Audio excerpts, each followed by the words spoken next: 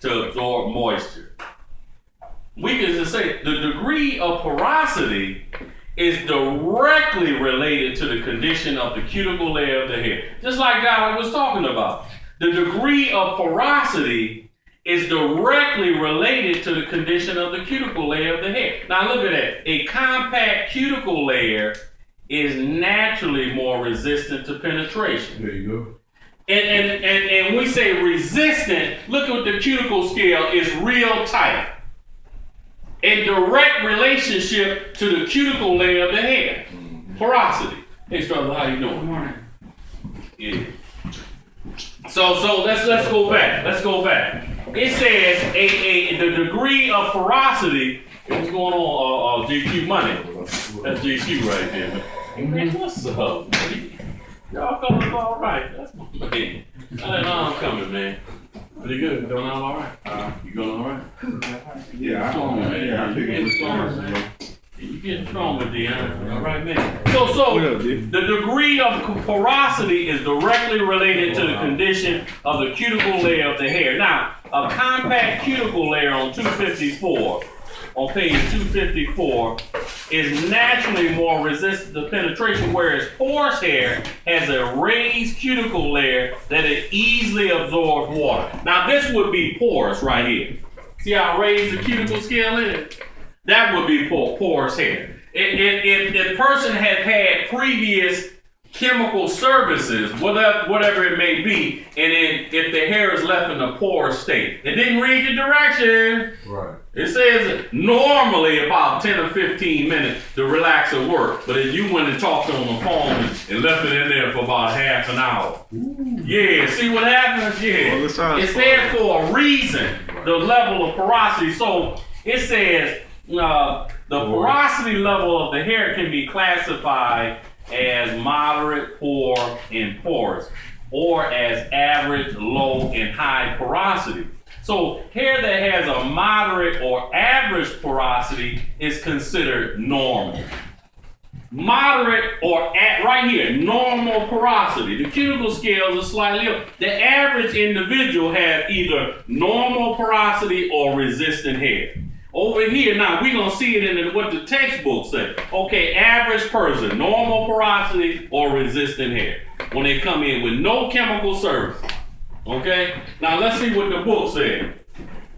Now, it says hair with a high porosity level is considered overly porous and is usually the result of previous over-processing. See what the book say, man? The book, come on, man. Everybody want to make stuff up, man. It's what it is. It's right here. It's in the book. Hair with a high porosity level is considered overly porous and is usually the result of previous overprocessing. Hair in this condition absorbs liquids quickly and requires special care.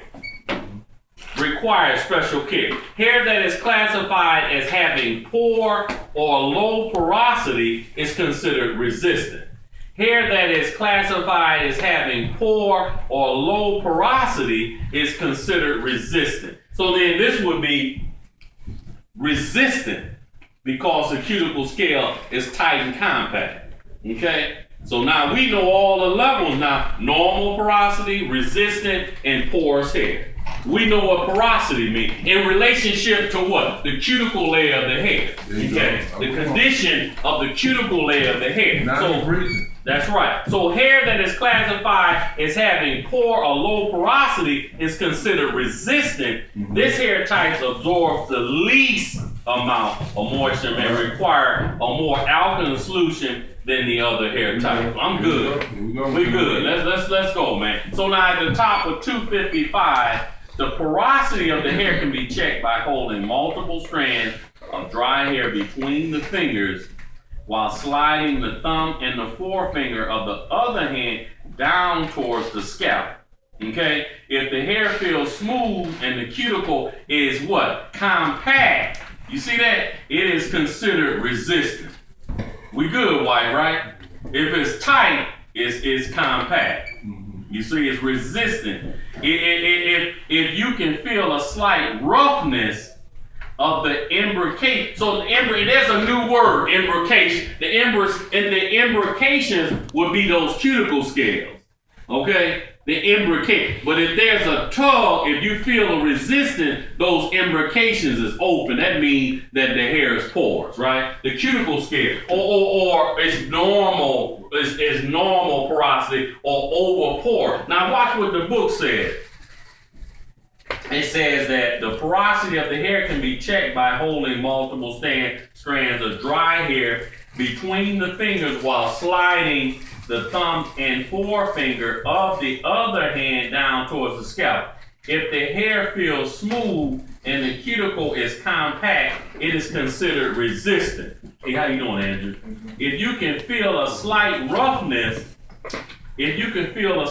roughness or the imbrication of the cuticle scale, the hair is porous. You see that? That's a strand test. So the hair, it says that the hair is porous. If you feel it. Should the hair break or feel very rough, the hair is probably over porous. You see? Because we know when the hair is wet, you can stretch the hair and it comes back to that state up to what percentage, the book said. Give me the magic number. Everybody know that, right? 50%. Okay, those are numbers that we gotta write down and make sure we get them. Okay, now, go down now next to the hair elasticity. And I remember I told you in that paragraph on the hair elasticity, you gotta underline that 50% because wet hair, there was one guy, it was on the state board exam.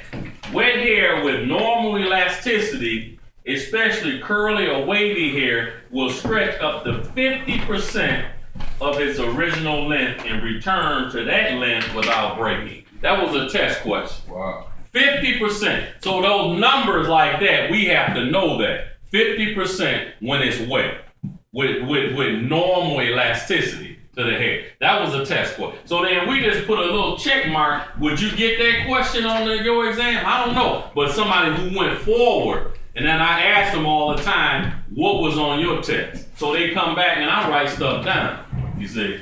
So it'll help you get, so when you get ready to go to the state board, if you come across that 50%, it said wet hair with normal elasticity, especially curly or wavy hair, will stretch up to 50% of its original length and return to that length without breaking. I'm good with that. So I write on my flashcard, notebook, whatever you got, write that question down.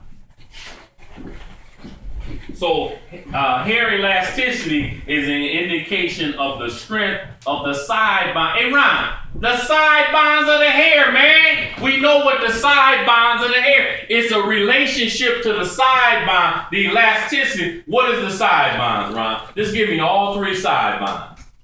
The side bonds and the cross bonds the same thing. No. Side bonds and cross bonds. Yes, it is. Yes, it is.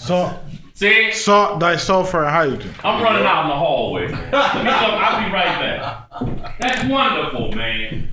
We know it's hydrogen, salt, and disalt. That's what I was talking about. There you go. The side bonds or the cross bond. We say side bond and cross bond. It's the same thing. Now, what do the end bonds do? Join the amino acids. Man, come on, man. This brother been in that book with that. Give me some. Yeah, that's what the end bonds do. So when we hear end bonds, a cross bond, a side bond, we're talking about the integrity of everything, all these polypeptide chains joined together, double helix. We're talking about everything that gives the hair its strength where? In the what layer of the hair? Cortex. The cortex, man. On, Then you say, why is the strength and elasticity in direct relationship is 90% of the way to the hair? Because of all these polypeptide chains and all these side bond linkages and these helixes. Just break it down like that, man. When y'all get somewhere and you all talking to somebody, talk like that because you in school. You supposed to talk different.